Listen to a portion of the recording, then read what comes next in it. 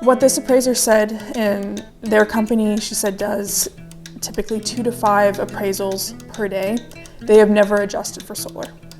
Wow. Yeah. So that's telling you that it's either not making a difference or it's making such a small difference that it's really not noticeable.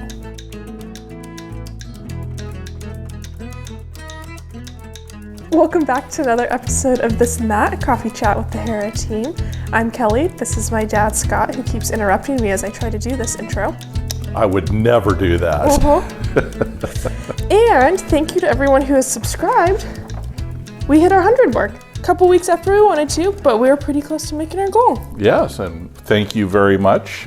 We can't do it without you, and we do this for you, so hopefully you're enjoying, and we'll keep on plugging away. Yep. And I think it's a lighter week as far as content this week, but we are going back to our normal economic news, real estate news, and then whatever else we've got going on. Exactly right. So, ready to kick us off? I'm ready to kick us off. All right. So, slight drum roll, please. All right. We have last month more existing home sales, actual increase, breaking a streak of 37 months of home sale decreases. So, in October, we sold 3.88 million homes in the United States, compared to a year ago, 3.85 million. So 30,000 more homes than the previous year. That all coincided with the very brief drop in mortgage rates that we had when it came down to 6.2. Demonstrating that there is pent-up demand out there, but affordability is still an issue, and that's greatly tied to interest rates. So we anticipate that we'll go back to a decline in home sales in November because interest rates popped right back up to 7%, and so we're at that very awkward place. Yeah. So, and also, just as a side note for California, their home sales went up 9.5% in October, and it's the first increase that they've had in 3 years. So that was interesting. Well, this is also a slow time of the year for real estate in general. We talk about the seasonality of different markets and how here in Arizona we're often a little bit ahead because winter's when you want to buy. But even for us, this holiday time is slow because so many people just don't want to deal with it this time of the year. Yeah, they have enough things going on in their life that don't want to complicate things with the holidays. Obviously, doing something with the interest rates would help greatly. Yes. Forecast is that there will probably be another rate decrease in December. There was one here earlier this month in November, about 59% in December. But as we're seeing, that's not necessarily impacting the mortgage rates because they're tied pretty much to that 10-year bond. Mm-hmm. And with the deficit as high as it is and the federal government having to sell lots and lots of 10-year bonds to finance the debt, that has driven up the interest rates to entice people to purchase those bonds, especially when the stock market has been doing well of late. So that's the challenge. In a moment, I will get to an article that might, again, long-term payoff though, might help with mortgage rates in the long run. So, but one other note is that housing starts decreased in October once again, and so there isn't that increasing supply to help drive prices down. So you have this. Prices are kind of maintaining, if not increasing a little bit, plus the high interest rates. And so we've had an all-time low in first-time home buyers, or the lowest since in 34 years, something outrageous like that. Yeah. So very much outpricing those that are trying to get into the market. Those folks that are able to sell their homes and have lots of equity are able to make that purchase. But again, housing sales, other than that little blip in October, have slowed. And it's not at all a surprise to me that builders are pulling back on new starts. I don't see a lot of incentive right now for them to No. build more and build faster. And I'm not seeing a lot of advertising coming across my plate anymore on buying down mortgage rates and whatnot. They might still be doing that. I'm not saying that, but that sure seems to have slowed down quite a bit. So that loss leader that they've been providing, they might not be willing to do anymore also. Could be. Yeah. So the other thing that I was talking about, and try to stay out of politics as much as possible, but with the new administration coming in, one economist, so that's total one data point, says that Elon Musk could hold the key to lower mortgage rates, again, beside the task of reducing bureaucracy in government and reducing the expenditures. Again, long-term payoff. He and Vivek are supposed to finish their work by the 4th of July of 2026. Okay. Because Trump is eyeing, typically midterms go against the sitting president, and so if he loses control of the House or the Senate, then it's going to be harder to push through large reductions in government spending. Mm-hmm. So they have a very short timeline, relatively speaking, in government terms, of 2 years to make these reductions. And what this economist is saying, and I'll post this article from Market Watch in the description. Thank you. English as a foreign language is English. In the description below. But basically, if you're able to reduce that deficit and the amount that the federal government has to finance, that could lead to then 10-year rates dropping and then following on to that. And that is a more sustainable reduction than individual, market variations that you might see. If the federal government, who's the largest borrower, is borrowing less, then that makes more funds available for others to borrow and at a better rate. That's a long time in the future if you're thinking about buying a home soon, to hopefully wait for maybe rates to possibly decrease. Yes. The only other, try to be more optimistic for some things to come on more quickly is, of course, markets often anticipate these kinds of changes. This is true. And so if there is a signal from Congress that they're willing to go along with the president, because this article also points out that this has been tried before. Obama had a commission to look at this and it never went anywhere. Mm-hmm. But that one might have been more for show, whereas this one seems to have significant intent behind it. So there are often, having been in government for a substantial period, often politicians do things just for optics. Right. I don't think this one's for optics. I guess we'll find out in a few months. Well, and again, you still have to have the agreement of Congress to make it happen. The rest of the politicians? Yes. There's 3 branches of government, and a couple of them actually have a say what goes on with the budget. Yeah. So that's all I have on economic news for this week.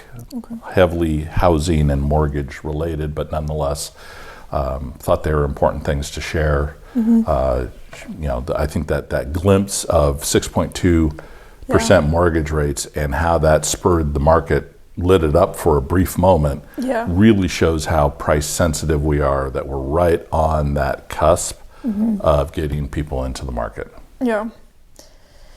Just need it to come down again. Yes, please. Anybody that has anything to do with that, please do. All right, should we go to the real estate side? Let's go to the real estate side. All right. So we threatened to talk about solar before. Yes, as we're sitting on a beautiful sunny day in Arizona. Yes, you can see the sun shining out there. And I think it's time that we talk through solar a little bit. Mm-hmm. Now, this is not a conversation of the value of solar environmentally. This is a conversation of the value of solar dollars and the dollars that you will get for your house when you go to sell, and what appraisers can value that solar on. So let me translate just a little bit. This is the truth behind what you might hear from a solar salesperson. So that's why we're presenting this data. Yeah. Yeah.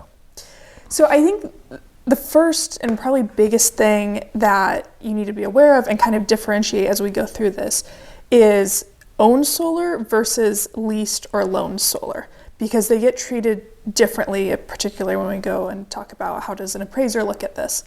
So if it's leased or loaned, an appraiser cannot give any value to that solar. Zero. This is coming from Fannie Mae. They are not allowing their appraisers to put a value on the fact that the home has solar.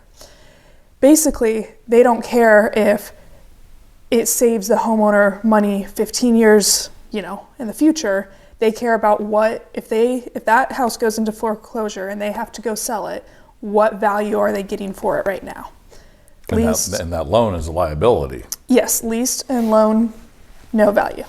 Owned, it might not. That's a little bit more complicated. But leased, loaned, no value. And I think something, before we move on, to talk about here is if you're looking into solar, be certain that you're really reading these contracts. We've seen some interesting contracts come across our plate before with, major price increases a certain number of years in. What started as, say, a $130 payment when the solar was installed, by the time that lease or loan ends, it's, $300. And so you've got to balance out, in 20 years when this lease or loan is coming to an end, is it still going to be worth that payment that I'm making every month? Not just in summer when I'm actually using a lot of electricity, but in the winter also, especially if you're running off of gas. Mm-hmm. At least here. I guess in other parts of the country that might be flipped, but True. That idea. So is it down the road going to be still worthwhile to make that happen? Yeah, we're working with a client, and they were looking at a house that had leased solar on it, and by the end of the contract, it was like $369 a month, which is nearly double my high point in the summer electricity bill. And it's like, what's the point of that? It might have been a bigger home, might have had a second story, but even at that, yeah. And that assumes that you're recovering 100% of your electricity bill, which not all solar installations do. Right. So really look into that. Consider, is this something that you are going to, be in this house for the next 20 years and you will benefit? Because then when you go to sell, you have to look at this from the perspective of the next buyer. And if they are in a house where their top bill is $150 in the summer, and they're looking at a solar bill that's going to be $300, that's going to turn a lot of buyers off. And we are seeing that more and more in the market now, that non-owned solar homes are sitting. And they seem to be sitting quite a bit longer than other homes. Or what we're seeing, if it's a loan, not a lease, we'll see owner will pay off loan at closing. Yes. To remove that whole situation from the equation. Yes. Which could be $30,000 that you are giving up to pay that off at the end of... Right. So you're paying off something basically for the new owner that you're not going to get the benefit of. So again, if you're going to be in the home, you're going to be in the home for 20, 25 years. I don't know how many of us can predict that. Right. And I think that's the challenge here when you're talking about financing something for that long. And I also think about it in the sense of, if you're doing a remodel in your home, right? You're doing a new kitchen. You're paying that off before you go to put it on the market. Solar is like the only thing that people are financing and then expecting the next owner to pick up continuing financing on that. We don't do any other work on a property that we, as the current homeowner, thought was in our best interest to do, and then expect the next person to keep paying for it. Correct. But for whatever reason, solar sales people have been really good, and they have convinced people that this is something that people will want to keep paying, even though they did not choose to install it. Right. So now if there's a solar company out there that has a different plan or a different, we'd love to hear it, but that's not what we're seeing. Yeah. And then there was this big boom of solar a few years back, at least in our market. And now we're seeing the other side of this, of these solar companies going out of business. So then what happens if the solar that you put on your roof that is warranted and all of that with a certain company is no longer there?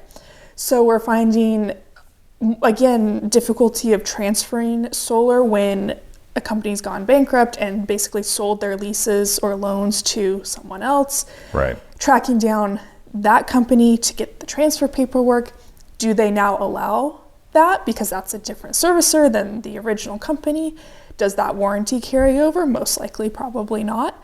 So then we're having that challenge of now you have something on your roof that you're paying for that you don't have a warranty for anymore because the original installer went out of business. Well, and then take that a step further, the roofers these days will not touch solar on the roof. And so if the home needs to be re-roofed or repaired, they will not remove the solar because of the liability issues. They don't want the warranty issues. And so if you can't find somebody that's willing to take on that and your original company has gone out of business, now you're kind of stuck. Yes. So again, so these are just warnings. We're not trying to scare people. You know, maybe the better version of solar is the one that you put out in your backyard and it's not on your roof. Yeah, and that's the other thing. If you're talking about, 20-year solar contract, and most of our roofs are going to be in that place where they need to be repaired or replaced in 20 years or less just because of the sun and the heat here, then you're paying for someone to come take them off and put them back on. And that can be expensive. Depending on the number of panels you have, it's typically charged as a per panel rate. And I've seen people quoted thousands of dollars just to have their panels taken off and put back on. Right. Now, there is at least one company that I've heard of that when they come to do a solar install, they'll re-roof your house also. So the concept is the roof and the solar should age together. Yeah. And so when it comes time to re-roof, that's also the time to re-solar or just take the solar off. It's reached the end of its useful life. But again, that's one company that I've heard of that does that. Yeah. And then on to kind of the idea of owned solar. So do you get value for owned solar? The answer is maybe. So we just had a chance to sit down with an appraiser here a couple weeks ago. And of course, the topic of solar came up. And what she told us was that let me see my notes here. There has to be another comp that they are using for that property that has solar. So if you're the only home in the neighborhood that's put on solar and none of the others have solar that they're comping with, zero value because there's nothing to compare to. So at least one of your comps has to have solar. And then basically they need to go look at that comp versus the others and see if having solar on that house added value to it versus made a difference. Versus the others. And then if it did, then they can adjust for solar if it's owned on your property. What this appraiser said in their company, she said, does typically 2 to 5 appraisals per day. They have never adjusted for solar. Wow. Yeah. So that's telling you that it's either not making a difference or it's making such a small difference that it's really not noticeable. So something to consider when you have a solar salesperson knock on your door and say, hey, no matter how you get solar, it's going to give value. I don't know how to say this nicely other than they are lying to you. Yeah. So then it actually makes the math simpler then because you're not going to try to build in some kind of home value appreciation. You're just going to look at what's my monthly electricity bill on average, how much electricity is going to be generated by this solar, what is it going to cost me on a prorated basis, and is one greater than the other? Yes. and that makes your decision quite easy.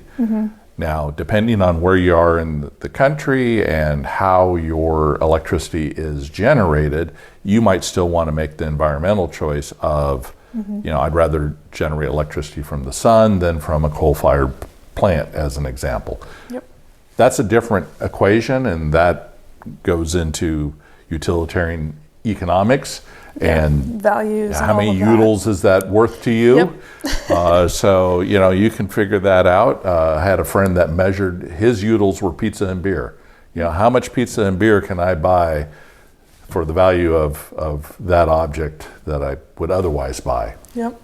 So, sorry. So yeah, I think John Stuart Mill just came rushing back from my college days. Yeah, I think I read some of that Yeah. in my one political philosophy class that I took, and then decided that I did not want to go the politics route. Well, it's a very useful way to frame personal decisions by using utilitarian economics and utils. And why people don't always make pure economic, rational decisions. Yeah, why I buy that Cadillac instead of a Honda. Well, there's prestige utils in owning that Cadillac or Lincoln or whatever, Mercedes. It still gets you from point A to point B. Yes. Yeah. So I think moral of the story, if you're thinking about getting solar, just be very cautious going into it and really make sure you're reading the contract, you know what's going on with it, you know what future price increases are going to look like, you know what the warranties look like, all of those things. That way, when you potentially go to sell, you know what challenges you might have. Yeah, and good summary. Just the other thought that I had is, when we talked about those accelerating prices over the life of the contract, some people might think, well, I'm going to sell in 10 years, and so I don't have to worry about those higher prices. Well, you do. Yeah. Because nobody's going to buy your house. Yeah. You're going to be forced to pay that anyway. So. Something to consider if you're looking at solar. Yes, indeed. Yep. All right. I don't have a whole lot of week in review. I mean, there's been a little bit of F1 news and NASCAR news and whatnot come out, but I don't think anything earth-shattering. No, I'm just looking forward to the Formula One race in Vegas. Not looking forward to staying up late to watch it. I know. 11 p.m. start time. It's one time zone away, and yet we have to stay up late to be able to watch it. Yeah. Incredible. That said, I also hope they have the storm drains firmly attached so we don't destroy another car like we did last year. Yeah, that was bad. Yeah, very bad. So looking forward to this weekend just to get back into racing after a little time off on the Formula One side. Yeah. And then I think, because it's a late Thanksgiving, we're probably going to put up the Christmas tree this weekend. Yes. So that'll be exciting. Yes. Okay. I'm also, are we doing what we're looking forward to? Yeah, I just kind of jammed them in there. Yeah. So, as you know, I've been watching Dancing with the Stars this season because, yes, apparently I am a grandma. And the finale is next week. And on the most recent episode, they did not send anyone home. So it's going to be a 5-person finale. Oh, wow. Over 3 hours. So. Well, you have fun with that. It's been a good season, actually. I had, watched it a little bit years back, but not like sat down and watched, made sure I watched every episode, and I've watched all the episodes this season, and it's been pretty good. All right. So, other than what I've mentioned, don't have anything else that I'm looking forward to this weekend, but I do have a Thanksgiving version of this or that. Okay. Okay. Let's So are you ready? I think so. I didn't have time to prep answers this time since you're the one that found this. Yes. Turkey or ham? For Thanksgiving specifically? Yes. Well, for Thanksgiving specifically, turkey. Okay. Overall, I would say ham, but I mean, it's Thanksgiving. Yeah, so I'm kind of the same way. Kind of the same way there. Now, with your gluten issues, this would be a gluten-free version of these. Okay. Pumpkin pie or apple pie? Probably pumpkin pie. I also feel like apple pie is more of like a, I don't know, late summer thing. And I think pumpkin pie is fall. And you put some whipped cream on top of it. Yeah. Yeah. I think pumpkin pie. Well, there's a reason why all the pumpkin spice drinks come out this time of the year. Yeah. Stuffing or mashed potatoes? Oh, mashed potatoes. I don't know why I've never really been a stuffing person, but I always find stuffing to be overrated. So totally wow. going with Well, I didn't potatoes. give an answer before. I'm also pumpkin pie, Okay. also turkey. I actually like stuffing. I know you do because you make it every year, and it does make the house smell really good. Yes, and see, that's probably one of the main reasons. I can have mashed potatoes any day of the week, True. and you typically only make stuffing on the holidays, and the smell of sage in the oven makes it smell like the holidays. So it's a mood enhancer as far as holiday spirit and all that good stuff. It's like putting your pot of water with cinnamon and all of that on the stove just to Yes. give the smell. Yes, exactly.